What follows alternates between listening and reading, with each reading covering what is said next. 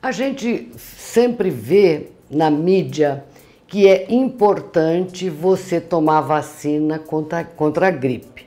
E o governo federal sempre dispõe, no serviço social, sempre dispõe vacinas.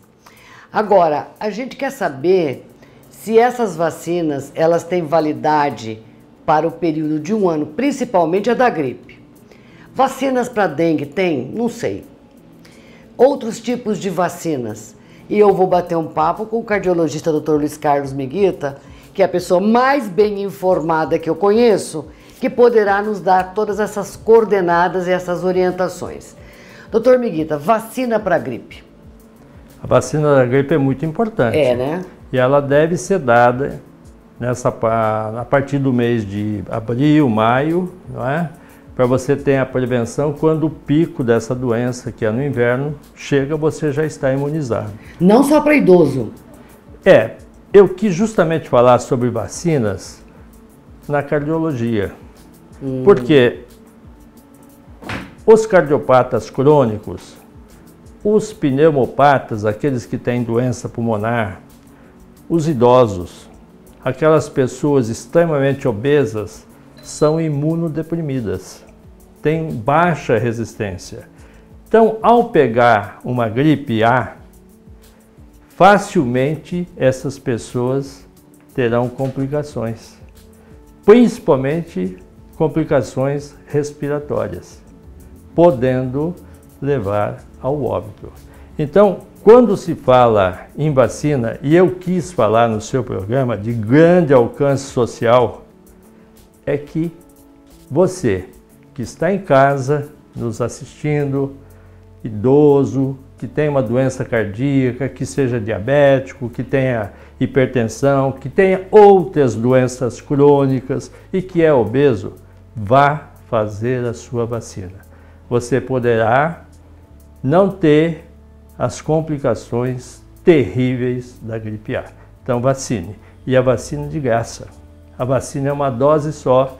Para as crianças, algumas são duas, né? É uma vacina que não dói. É verdade. Não tem quase nenhum efeito pós-vacina, né? Para você utilizando, você não tem quase nenhuma reação. E é uma vacina muito 100%. Então, tome a vacina. Agora, dengue. Dengue mata, tem a dengue hemorrágica e a dengue está sendo uma dificuldade muito grande, inclusive, no combate à dengue.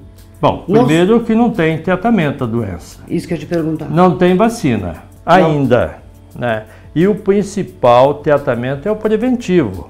É o preventivo que você vai ver diariamente no seu quintal, na rua, nos fundos de vale, se tem depósitos de água mais ou menos limpa em recipientes que foram jogados por alguma pessoa que não tem preocupação social. Em qualquer 10 ml de água, o mosquito Aedes põe os seus ovos, lá surgem as larvas e essas larvas vão contaminar as pessoas daquela região. Essa região mesmo central de Londrina, próximo ao meu consultório, ao Lago 1, Lago Parque, tem vários casos de dengue já confirmados. Então não é um problema só da periferia. Não. A dengue é um problema geral da cidade, a cidade inteira. Então o cuidado maior é com a prevenção, principalmente a limpeza e os depósitos de água que podem acumular larvas do mosquito. Mas em relação à cardiologia, é que é o motivo da nossa conversa. Porque, como você falou, tem vários tipos de dengue. E muito dessas formas de dengue derrubam os processos de coagulação. Tem as formas hemorrágicas, inclusive. As plaquetas caem, né? É uma das formas de diagnóstico, a formação de petequias, aquelas manchinhas na pele, e as plaquetas diminuem. Então essas pessoas já têm facilidade para ter sangramento. Por isso que quando você vai tomar um remédio com suspeita de dengue, você tem que ver se tem ou não a aspirina. E nessa aspirina que eu queria chegar. Por quê? Portadores de AVC, portadores de infarto, portadores de angioplastia que fizeram stent, usam aspirina. Então, antes de suspender a aspirina, converse com o seu médico. Muitas vezes, a complicação de um AVC é tão grave quanto a complicação de uma dengue, não é? E, em segundo lugar, com arritmias cardíacas, o uso do stent, você tem que usar drogas que diminuem o poder de coagulação do sangue. Então, você usa, além da aspirina, você usa drogas tipo clopidogrel, você usa drogas do tipo Xarelto, Eliquis, entendeu? Que são o quê? Substâncias que diminuem a coagulabilidade do sangue. Isso impede a formação de coágulos e, em consequência, você poderá não ter AVC, não ter infarto e aquele stent não ocluir por um trombo. Portanto, os hábitos terão que ser alterados da população, essa é a grande verdade.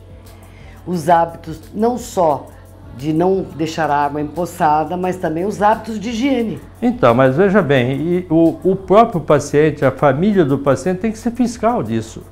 Porque se ele for picado pelo Aedes e contrair a dengue, ele poderá ter uma doença mais grave em razão da medicação que usa. Então, as pessoas também que estão em volta terão um dia, ou já tem, um familiar que toma essa medicação. Aí a responsabilidade social da prevenção.